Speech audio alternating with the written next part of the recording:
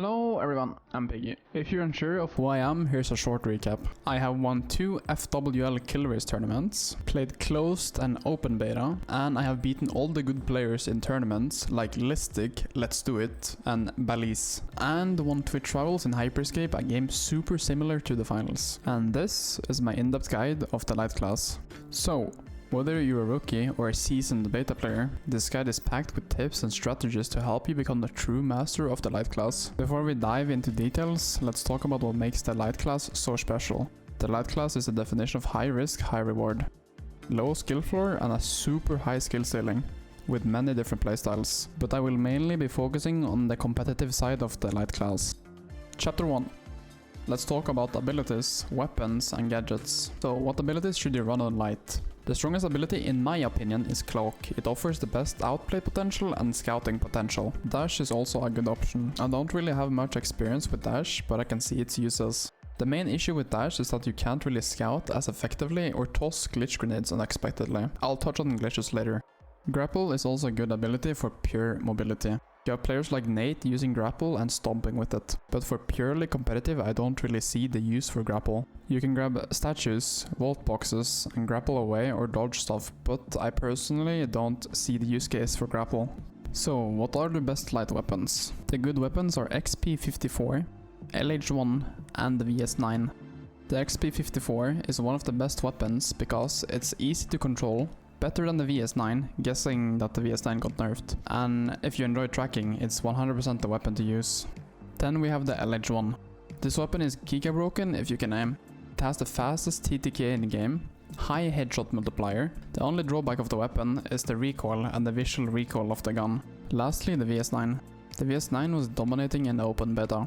I'm assuming it got nerfed on launch and it's still good, but I think XP54 is just a better option overall. These 3 weapons are the best light guns currently.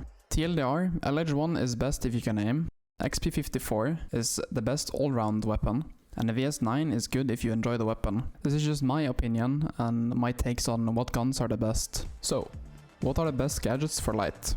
Glitch grenades is what makes lights viable against other classes. If glitch didn't exist, light wouldn't be good at all. So why glitches? Glitches completely disable all utility.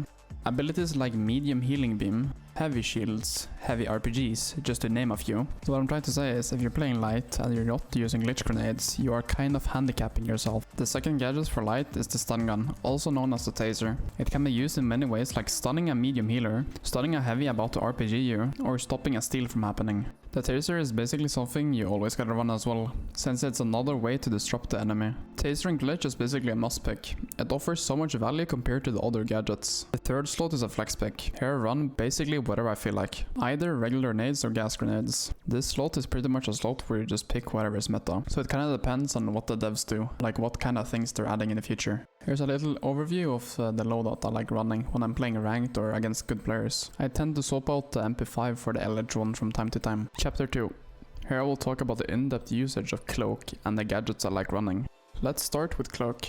So I pick Cloak over the other abilities like Dash or Grapple. Simply put, Cloak allows you to get the position you want without exposing yourself. I have lost count of how many lights just run up close range with Cloak, use taser and die, and later question why it's not working. Cloak's strength doesn't come from being able to get up close and shoot. It gives you the freedom to scout, get positions you wouldn't be able to get using other gadgets like Dash and Grapple for example. Here are a couple examples of how to use Cloak in the correct way. Right here we were camping the cash out because we knew that we were gonna push this way. If I was using anything other than Cloak, they could have seen me on the roof and predicted that I was going for a sneaky glitch and played differently. This also allows me to communicate with my team so I can tell them what's happening and what the next play for the enemy is. Here's another example of how to use Cloak.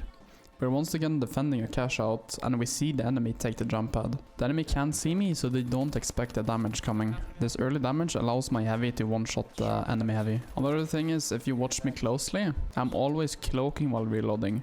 This is something you should always do and incorporate it into your own gameplay. Last example of how to utilize Cloak. In this clip I'm using Cloak to break line of sight and pop out unexpectedly. Let's talk about gadgets, and I'm gonna start with every light's favorite gadget, the glitch grenade. I lightly touched on glitches earlier, but when I say you need to play glitch, I mean play glitch. This single gadget is what carries the light class. You can disable anything. Gas mines on the cash out, glitch them. Triple medium team constantly healing. Glitch them. If you're struggling with anything, just glitch it. Here's a great example of how good glitches are. This one glitch completely denies this entire push and their healing, and this is what makes us win the fight. If we didn't have glitches here, we would probably have lost against their comp, which is double medium with like healing beams. Here's another great example of how to use glitches. We have a full team pushing up on us, and the heavy is gonna use a shield. I toss a glitch. This glitch is gonna hit the heavy shield. This allows us to break their entire formation.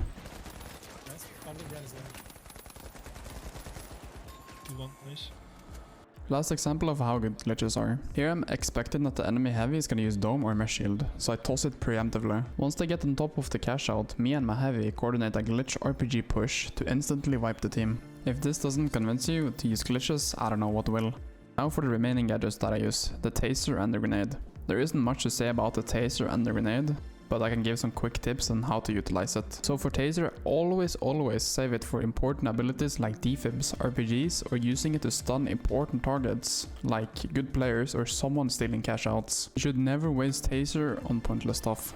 Now for grenades. Grenades are mostly used to finish off enemies that are low on HP or outplaying opponents. Example of this is making the enemies walk into the nades you'd throw behind you, or use them for entry damage. Chapter 3. Here we'll do a VOD review of how I think when I play against good teams. This game was against 2 stacked teams consisting of these players.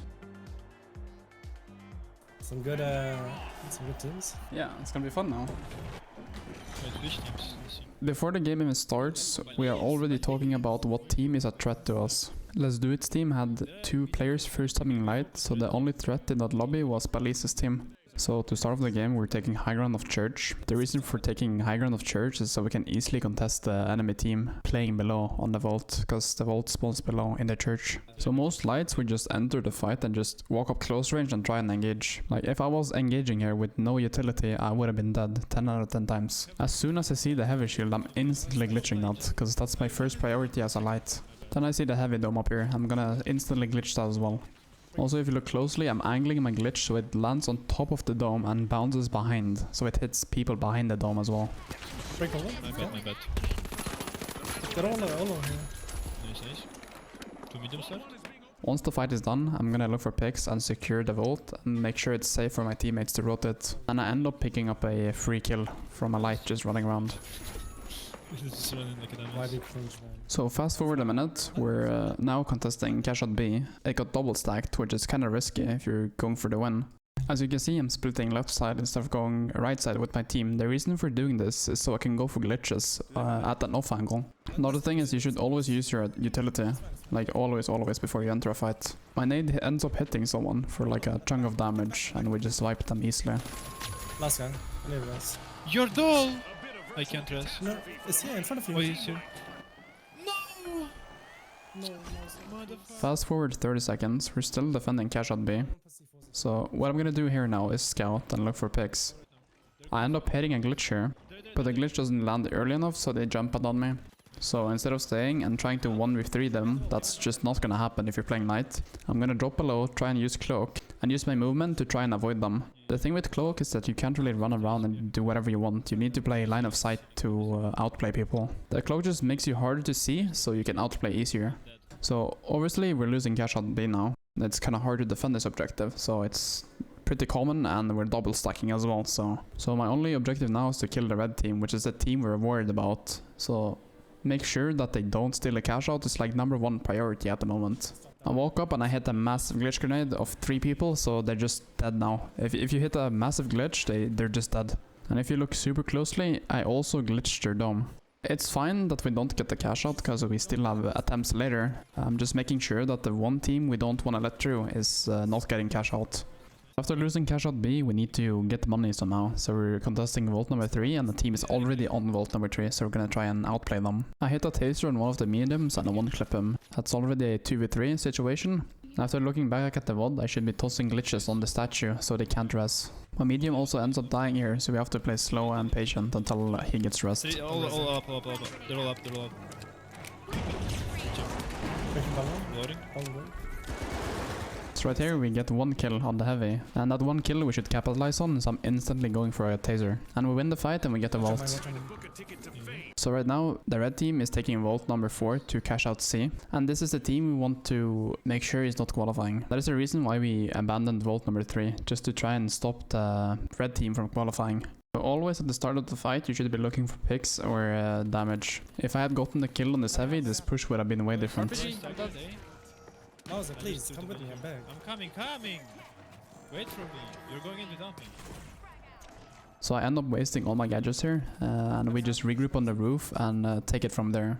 So right now my entire team is on the roof, just chilling. We have a medium with a jump pad, and I'm gonna go right side and look for a sneaky glitch. Always play off your cooldowns. Right here I'm just chilling and telling my teammates to relax a bit, just so I get my glitch grenade cooldown. So after I hit this glitch, I tell my teammates that I glitched the enemy and they're gonna jump out on their face and completely destroy them. So the one glitch allows my entire team to just push up on the enemy and kill them for free. So what we're gonna see me do now is we wipe them, and I'm gonna play far back on the map. Like, I'm not gonna be right next to my team, but I'm gonna be close, because I'm expecting the enemy to just walk towards the cash out, and I need to be ready to hit the glitch. An enemy ends up walking towards where I'm holding, so this glitch is just free and we instantly wipe them. Yeah, I glitched all of them. I glitched all of the mediums. Mediums back here. Mediums back here. Medium dead. This one. Dead. Last Last medium back here somewhere. I already went over this fight, so it's pretty much we glitched them and we win. There's not really much to say about this fight. This fight in the building is a bit more special. The first thing I see when I go into the room is the APS, so I instantly destroy it. APS needs to be gone so I can throw frags and glitches. Team is on